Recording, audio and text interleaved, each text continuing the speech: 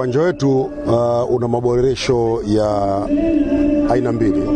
Kuna maboresho ya majengo yanayohusisha viti na mifumo ya ndani ya majengo ya uwanja ambayo tuko zaidi ya 85-90, kwa sababu viti tumefunga sehemu kubwa, tumebakiza kama viti 20,000 tu vilivyobaki.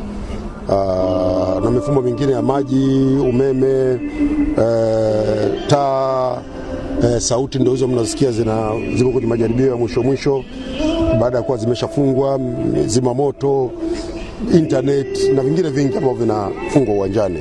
Hayo yote yamekamilika. Tulikuwa na changamoto na pitch, na CAF walikuja kutusimamia na kutoa maelekezo ya nini wanataka tufanye. Tulishafanya yoyote, na sasa hivi kazi inayoendelea ni ya kuendelea kuhakikisha kwamba uwanja unazidi kuwa bora zaidi.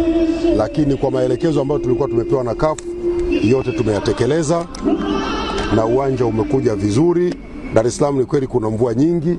Uwanja huu uwezo wake wa kuondoa maji umeboreka sana sasa hivi ikilinganishwa na wakati ule tulipokuwa na changamoto. Sasa hivi unaweza kutoa maji humu ndani kwa haraka zaidi ya mara 10 ya kipindi kile, kwa sababu kuna kazi kubwa ambayo imefanyika kwenye uwanja. Sasa haya mengine ni maamuzi ya mamlaka zinazosimamia mpira. Sisi serikali hatuamui mechi gani ifanyike wapi, wanaoamua ni wenye mamlaka yao. Lakini sisi tumeandaa uwanja na uwanja uko tayari, na nyinyi wenyewe mmeuona. Uwanja wa Benjamin Mkapa ndio hapa.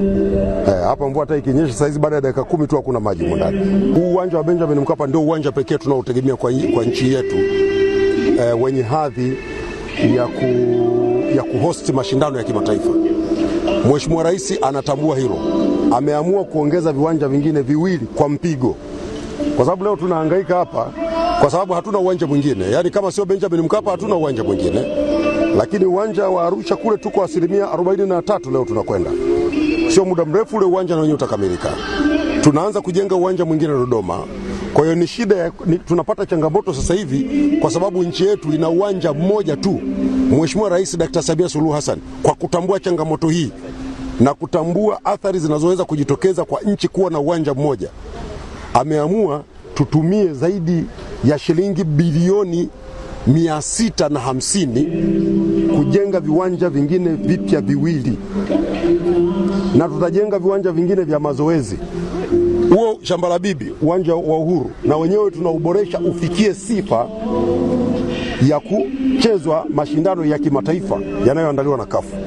Kwa hiyo sio muda mrefu, manake tutakuwa tuna viwanja 4 vikubwa vya serikali venye uwezo wa kuhost mashindano ya kimataifa: Benjamin Mkapa, Arusha, Dodoma, Uhuru.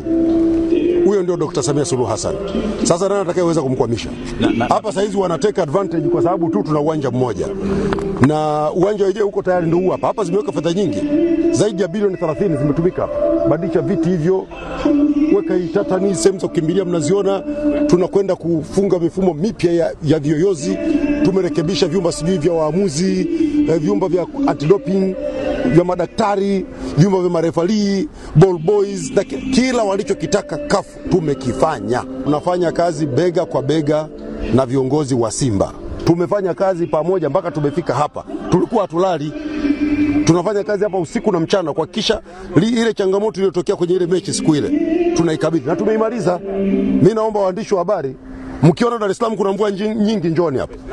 Alafu mvua ikikatika tu, hesabuni dakika ya kwanza, ya pili, ya 3, ya 4, ya 5, ya 6, ya 7, ya 8, ya 9, ya 10. Hamtakuta maji huko.